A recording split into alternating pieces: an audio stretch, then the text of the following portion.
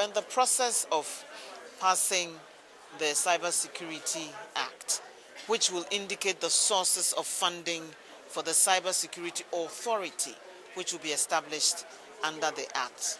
It includes the funding from the communication service tax, grants, gifts, other budgetary allocations from the government, and other funds that Parliament may decide.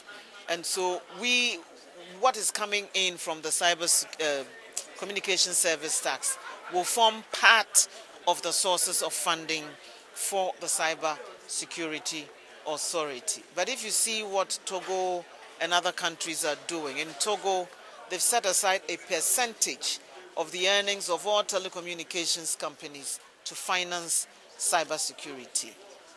Others have also dedicated sources of funding for cybersecurity. It shows the growing importance that everybody is attaching to it. The UK alone has set aside £5 billion over 5 years for its cybersecurity infrastructure and processes that they're putting in place.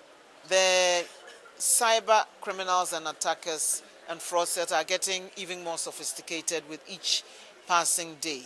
Law enforcement always lags behind the criminals, but we cannot wait until we're subjected to some attacks before we act.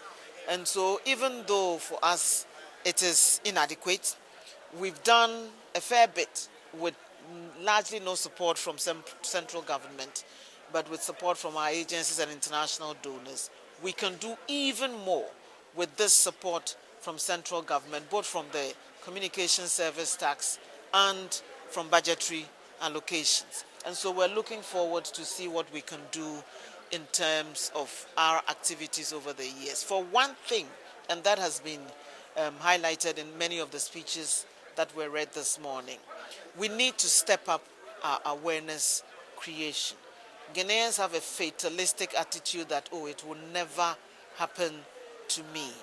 But anybody who uses a mobile phone, a laptop, any mobile device, who accesses any online services is at risk. Our children are studying, a lot of the content is being loaded online.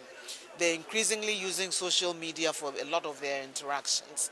We need to protect them, and they're particularly at risk. I mean, if you listen to, and must have heard the statistics from Mr. Luchetti from the Council of Europe, it's frightening, and it is growing with each passing day. And we cannot rest on our laurels. We need to also step up our efforts.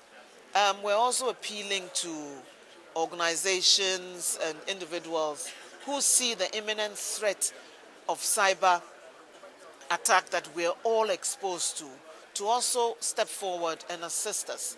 No amount is too small. We will be launching a fundraising drive later during the course of the following year as part of our activities.